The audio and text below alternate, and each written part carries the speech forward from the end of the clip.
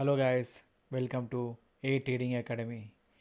So ఈరోజు మనం ఒక నిఫ్టీలో ట్రేడ్ ప్లాన్ చేసినాం. ఓకే, సో ఐ థింక్ ప్రాపర్గా ఎక్స్ప్లెయిన్ చేస్తాను. ఓకే, ఇవన్నీ తీసేద్దాం, కన్ఫ్యూజ్ అవుతారు మీరు స్టార్టింగే. సో మనం నిఫ్టీ అండ్ బ్యాంక్ నిఫ్టీలో ఓకే ఇక్కడ మనం పొజిషన్ చెప్పామన్నమాట. ఇది మనం తీసేద్దాం. ఓకే, ఇక్కడ కన్ఫర్మేషన్ అనేది తీసేద్దాం.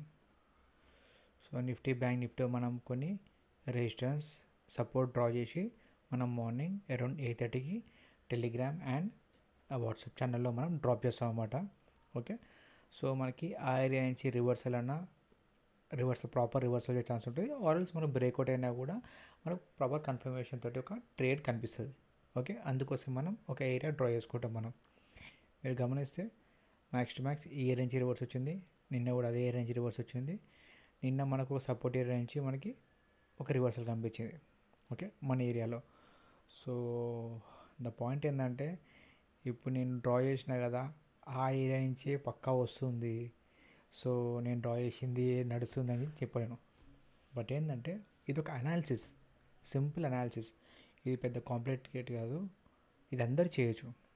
ఓకేనా, ఇది ఈజీ, పెద్ద సారీ కాంప్లికేట్ ఇష్యూ అయితే కాదు. ఓకే, సో ఇక నేను డ్రా చేశానంటే అబ్బాయి శ్రీకాంత్ డ్రా చేసింది కాబట్టి ఇది పక్కా ఇది ఇక్కడి నుంచే వస్తుంది, ఇక్కడి నుంచే మనకి రివర్సల్ వస్తుంది, ఇక్కడి నుంచి అయితే అని చెప్పేసి ఏముండదు. ఓకేనా, ఇది అందరు చేయొచ్చు, ఇది సింపుల్. మనం ఎలా డ్రా చేస్తామంటే మీకు 2 లైన్స్ చెప్తాను. ఇక్కడ మన డబల్ టాప్ ఉంది కదా, ఈ డబల్ టాప్ తోటి మనం ఒక బ్లూ లైన్ డ్రా చేసుకున్నాము. అండ్ ఇక్కడ స్వింగ్లో ఉంది కదా, ఈ స్వింగ్ లైన్లో మనం ఒక డబల్ బాటమ్ అనుకోండి, ఇదొకటి ఇదొకటి. ఓకే, ఇదొకటి ఇదొకటి డబల్ బాటమ్. సో డబల్ బాటంలో మనం ఒక లైన్ డ్రా చేసుకున్నాం. బట్ ఏంటంటే ఇదే రేంజ్లో మార్కెట్ మనకి 2 డేస్ నుంచి ఆల్మోస్ట్ 3 డేస్ అనుకోండి, 3 డేస్ నుంచి మనకి సేమ్ ఏరియాలో మార్కెట్ మూవ్ అవుతుంది. అంటే ఫోర్త్ డే మనకి గ్యాప్ ఓపెన్ అయింది. అండ్ మీకు మార్కెట్ ఓపెన్ అయినప్పుడు ఈరోజు నేను లైవ్ ఇచ్చాను అనమాట. లైవ్లో చెప్పాను ఇది మ్యాక్స్ టు మ్యాక్స్ బ్రేక్ అయ్యే ఛాన్స్ ఎక్కువ ఉంటుంది, ఇది స్ట్రాంగ్ రెసిస్టెన్స్ కాదని. ఇంకా నేను మీకు చార్ట్స్ పెడతాను కదా, దాంట్లో మీకు మెన్షన్ చేస్తాను ఈ బ్లూ లైన్ వచ్చేసి స్ట్రాంగ్ రెసిస్టెన్స్ అండ్ సపోర్ట్ కాదు, ఇది మ్యాక్సిమం బ్రేక్ అవుట్ ఛాన్స్ ఎక్కువ ఉంటుంది. ఇది ఏంటంటే రివర్సల్ వస్తుంది, ఆర్ఎల్స్ మనకి ఈ ఏరియాలో కొంచెం ఇలా కన్సాలిడేట్ అయ్యే ఛాన్స్ ఎక్కువ ఉంటుంది మన ఈ సపోర్ట్ అండ్ రెసిస్టెన్స్లో. బట్ ఈ ఏరియాలో ఏంటంటే మ్యాక్సిమం బ్రేక్అవుట్ అయ్యే ఛాన్స్ ఉంటుంది. సో మనం బ్రేక్అవుట్ మీద ట్రేడ్ ప్లాన్ చేయొచ్చు. ఓకేనా, సో అలా అని చెప్పాను. సేమ్ మనకి మార్నింగ్ అలానే జరిగింది, బ్రేక్అవుట్ అయింది. బట్ బ్రేక్అవుట్ అయిన తర్వాత నేనేమనుకున్నా అంటే మొమెంటం స్ట్రాంగ్గా ఉందనిపించింది. నేను ఎందుకు అనిపించింది అంటే జస్ట్ సీ దిస్ 4 క్యాండిల్స్. ఈ 4 క్యాండిల్స్ తర్వాత మనకి ఏరియాలో కన్సాలిడేట్ అవుతుంది, బట్ సెల్లింగ్ రావడం లేదు. ఓకేనా, నేను కరెక్షన్ కోసం వెయిట్ చేశాను, బట్ కరెక్షన్ రావడం లేదు. ఆన్ ద సెకండ్ క్యాండిల్ ఈ 2 క్యాండిల్స్ కంపేర్ చేస్తే ఈ 2 రెడ్ క్యాండిల్స్ ఉంది కదా, ఈ కంపేర్ చేస్తే దీన్ని ఓవర్కమ్ చేసి ఒక స్ట్రాంగ్ బయింగ్ క్యాండిల్ కనిపించింది కానీ మనకి ఈ హై బ్రేక్ అవ్వలేదు. సో నేనేమనుకున్నా అంటే మేబీ వెళ్తుంది పైకి వెళ్తుంది, బ్రేక్ అయితే మనకి ఇక్కడ దాకా వచ్చే ఛాన్స్ ఉంటుంది అని చెప్పేసి ఒక చిన్న ట్రేడ్ ప్లాన్ చేసిన. First trade okay, buying side ఒక ట్రేడ్ ప్లాన్ చేసిన. సో నేనేం చేసిన, ఈ ఏరియా రాగానే మనం ఇక్కడనే ట్రేడ్ ప్లాన్ చేసిన. బయింగ్ ట్రేడ్ ప్లాన్ చేసిన. ఓకే రైషన్. ఇంకేం చెప్పానంటే నేను ఇది ప్రాపర్ ట్రేడ్ కాదు, రిస్కీ ట్రేడ్ ఇది. సో మేబీ రివర్స్ వస్తే ఈ ఏరియాకి రాగానే ఎగ్జిట్ అయిపోతా అని చెప్పాను. సో 8 పాయింట్స్ తోటి నేను ఎగ్జిట్ అయిపోయినా, 7 పాయింట్స్ అనుకుంటా. 7 పాయింట్స్ రాగానే నేను ఎగ్జిట్ అయిపోయినా. ఎందుకంటే నాకు ఈ నెక్స్ట్ క్యాండిల్ ఉంది కదా, ఈ నెక్స్ట్ క్యాండిలే చాలా స్ట్రాంగ్ క్యాండిల్ అనిపించింది. సో రివర్స్ అనిపించగానే నేనేం చేశాను, ఈ ఏరియాలో నేను ఎగ్జిట్ అయిపోయినా. ఓకే, నేను లిమిట్ ఆర్డర్ వేసుకున్నా, అందుకోసమే ఇది ఇక్కడ ఉంది ఇది. ఓకే, సో మీరు నా ఆర్డర్స్ చెక్ చేస్తే call side. Okay, call side ఒక ట్రేడ్ ప్లాన్ చేశాను. 162లో వేసుకున్నాను, 154లో ఎగ్జిట్ అయిపోయాను. ఓకేనా, 154 అంటే ఆల్మోస్ట్ 8 పాయింట్స్. ఓకే, 8 పాయింట్స్లో నేను ఎగ్జిట్ అయిపోయాను, ఫస్ట్ పొజిషన్. ఓకే, తర్వాత నాకు మళ్ళీ ఇక్కడ సెల్లింగ్ వచ్చింది కదా, చెప్పాను కదా ఈ స్ట్రాంగ్ సెల్లింగ్ వచ్చింది ఇక్కడ అని చెప్పేసి. స్ట్రాంగ్ సెల్లింగ్ వచ్చిన తర్వాత నాకు డబుల్ కన్ఫర్మేషన్ వచ్చింది ఇక్కడ. ఓకేనా, మనం బయింగ్ సైడ్ ఉంటుంది అనుకున్నాము, బట్ బయింగ్ వీక్ అయిపోయి సెల్లింగ్ స్ట్రాంగ్ అయింది. సెల్లింగ్ స్ట్రాంగ్ అవ్వగానే నాకేమొచ్చిందంటే మేబీ మన ఈరోజు డేలో ఉంటుంది కదా, డేలో వరకు ఈరోజు మార్కెట్ వస్తా అనుకున్నా. ఓకేనా, మీరు లైవ్లో చూస్తే నేను లైవ్లో పొజిషన్ తీసుకున్నా ఇక్కడ. ఓకే, లైవ్లో పొజిషన్ తీసుకున్నా, బట్ మనం రెగ్యులర్గా నేను ఇది పెట్టుకున్నా ప్రాఫిట్. ఓకేనా, ఇది ఒక 22 పాయింట్స్ అలా పెట్టుకున్నాను ఫస్ట్ నేను.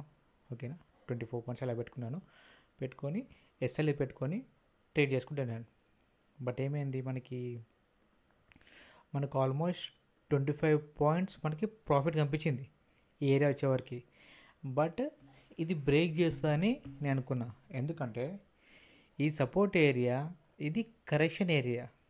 ఓకేనా, ఇది కరెక్షన్లో వచ్చిన సపోర్ట్ ఏరియా, ఇది నార్మల్ బేసిక్ సపోర్ట్ ఏరియా కాదు, స్ట్రాంగ్ సపోర్ట్ కాదు ఇది. ఎందుకంటే ఓ ర్యాలీ వచ్చి మినిమం కరెక్షన్ వచ్చి అక్కడి నుంచి మనకి ర్యాలీ కనిపించింది. So not a strong support area. So నేనేమనుకున్నాను, ఇది ఈజీగా బ్రేక్ అవుతుంది అని చెప్పేసి మనం 25 పాయింట్స్ వచ్చినా కూడా మనకు 30-40 పాయింట్స్ ఈజీగా మనకి క్యాప్చర్ చేయొచ్చు అని నేను వెయిట్ చేసిన. బట్ చాలాసేపు కన్సల్ట్ అయ్యి ఈ ఏరియా వచ్చిన తర్వాత నేను ఎక్కువసేపు ఉండలేక ఆల్మోస్ట్ 2 అవర్స్ ట్రేడ్లో ఉన్నా. సో 3 పాయింట్స్ ఎస్ఎల్ పెట్టుకొని ట్రేడ్ చేసిన. 3 పాయింట్స్ ఎస్ఎల్ అంటే 50 పాయింట్స్ లాస్ వచ్చిందన్నమాట. 25 పాయింట్స్ ప్రాఫిట్ ఉంది మనకి. 25 పాయింట్స్ ప్రాఫిట్ అంటే ఆల్మోస్ట్ 3800 ప్రాఫిట్ ఉండే. ఓకేనా, 3800 ప్రాఫిట్ ఉండే, కానీ ఆ ప్రాఫిట్ మొత్తం మనము క్యాప్చర్ చేయకుండా బయటకు వచ్చినాం. ఓకే, జరుగుతుంటుంది, ఎందుకంటే మన మ్యాక్సిమం మినిమం మనము 30 పాయింట్స్ అనుకుంటున్నాం మనం రెగ్యులర్గా ప్రాఫిట్. ఓకేనా, అండ్ ఇది కూడా స్ట్రాంగ్ సపోర్ట్ ఏం కాదు. స్ట్రాంగ్ సపోర్ట్ అయితే ఎగ్జిట్ అవ్వచ్చు, ఈ స్ట్రాంగ్ సపోర్ట్ కాదు కదా. మేబీ ఇక్కడ దాకా మనకి ఒకసారి వెయిట్ చేసినాం. ఓకేనా, ఒకసారి వెయిట్ చేయాలి మనం, ఎందుకంటే మనం మినిమం డైలీ మనం తీసుకునేది ఓన్లీ 1 or 2 ట్రేడ్స్.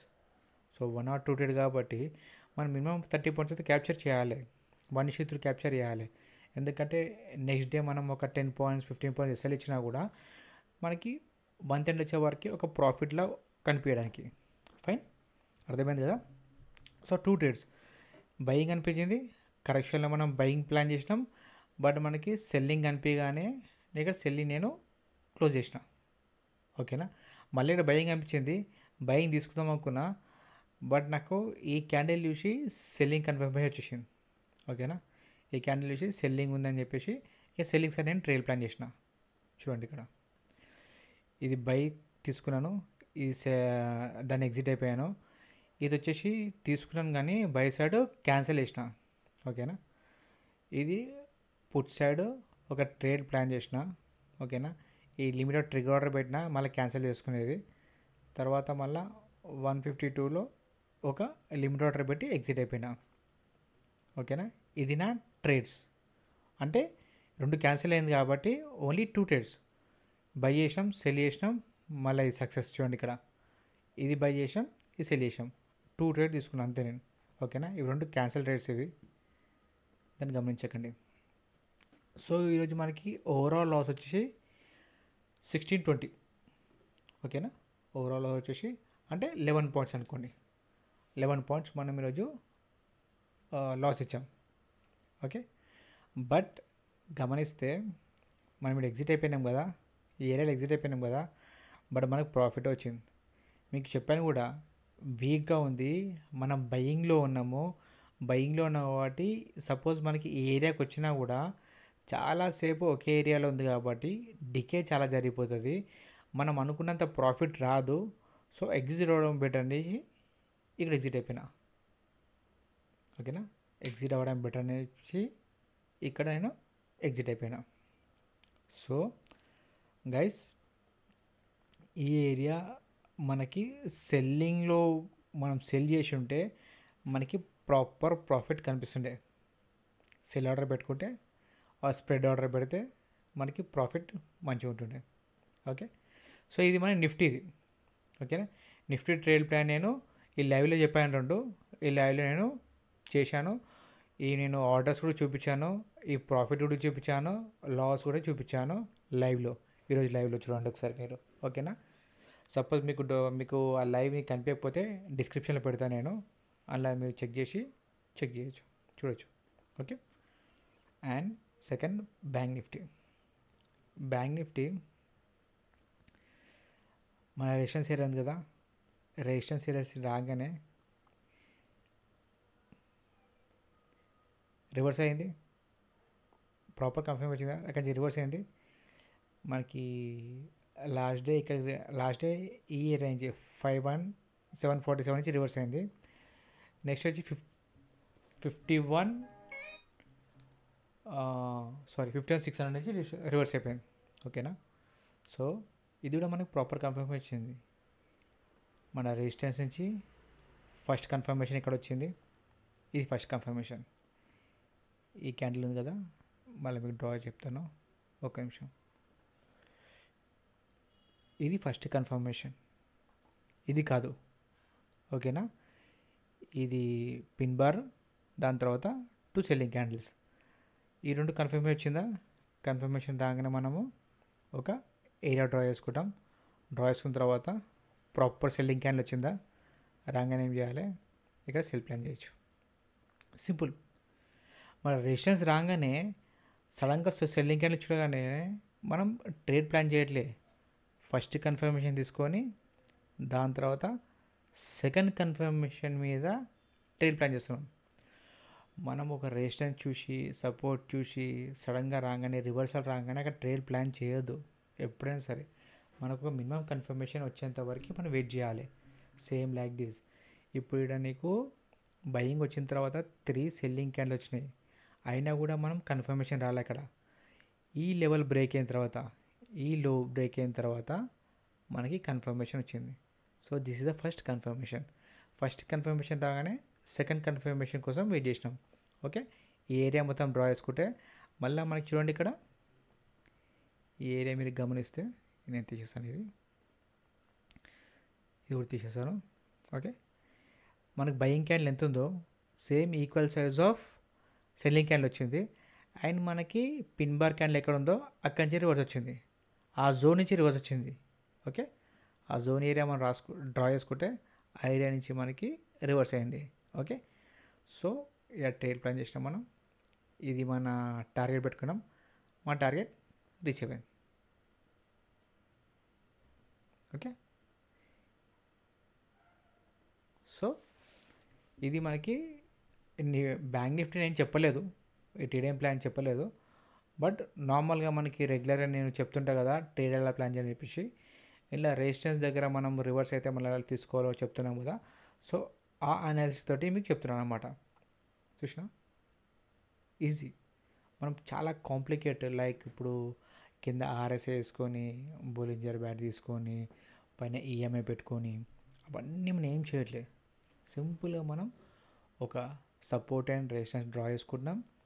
దాని తర్వాత రివర్స్ వచ్చిన తర్వాత ఒక కన్ఫర్మేషన్స్ ప్రాపర్గా చూసుకుంటున్నాం.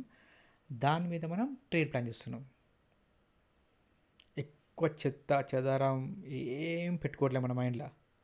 ఓకేనా, సింపుల్ ట్రేడ్, సింపుల్గా మనం చిన్న ఎస్ఎల్ పెట్టుకొని ఒక టార్గెట్ మనం ప్లాన్ చేస్తున్నాం.